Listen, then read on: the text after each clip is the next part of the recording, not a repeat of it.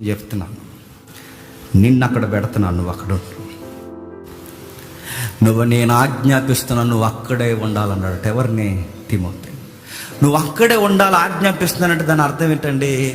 ఈ అబ్బాయికి ఉండాలని లేదు. ఎవరికి? తిమోతి గారికి.